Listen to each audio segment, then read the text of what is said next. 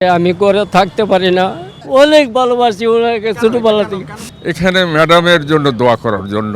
আমার চেয়েও বয়স একটু উনি ছোট, কিন্তু উনি আমাদের মায়ের মতো আমি যা দেখেছি।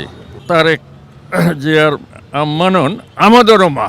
পার্সোনালি আমি ব্যক্তিগতভাবে জামাত ইসলাম করি, কাজে একটা যাচ্ছিলাম, এই জন্য আমরা যেহেতু জোটে ছিলাম 22 বছর, আমাদেরও মন চায় যে উনি সুস্থ হোক, ভালো হোক।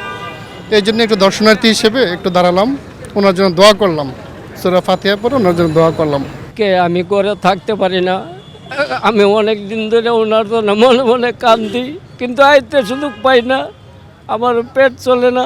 আমি এসেছি ওনার জন্য দোয়া চাইতে দেশবাসীর কাছে, কিন্তু আমি যে জায়গায় থাকি ওই জায়গায় অনেক মানুষের কাছে আলোচনা করি যে আল্লাহ আমার দেশ নেত্রীকে তুমি সুস্থ করে দাও।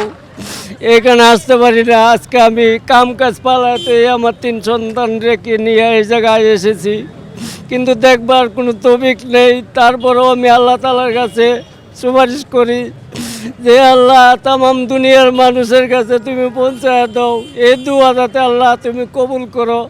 আমার দেশ নেত্রী 3 বারের সাবেক প্রধানমন্ত্রী বেগম খালেদা জিয়া, উনি যেন সুস্থ হয়ে উঠে, আল্লাহ তোমার কাছে আমি কামনা করি।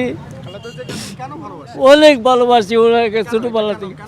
উনি আমার জেলায় গেছে, ময়মনসিংহ জেলা গরিপুর থানা গিয়েছিল, উনি ভাষণ দিয়েছিল, তখন আমার বয়স 10-11 বছর। তখন থেকে ওনার ভালোবাসা ভাষণ দেখে আমি তখন থেকে ওনাকে ভালোবাসি।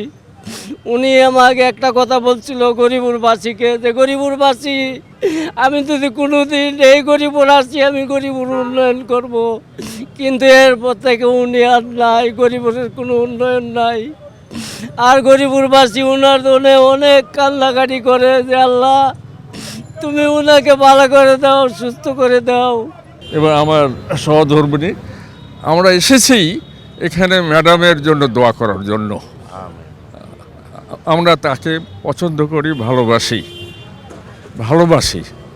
উনি একটু মহান ব্যক্তিত্ব, মহিষী মহিলা, এবং আমি ওনাকে কখনো খারাপ কিছু আমার চোখে পড়েনি। যদি আমার বয়স এখন 87 বছর, আমার চেয়েও বয়স একটু উনি ছোট, কিন্তু উনি আমাদের মায়ের মতো আমি যা দেখেছি।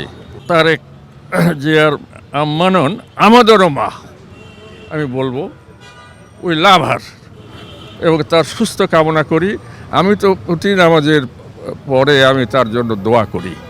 এবং আপনারা তো বুঝতে পেরেছেন, যারা 1947, 48, 52 আন্দোলন করেছিল ভাষার জন্য, আমি সেই সংগঠনের সভাপতি।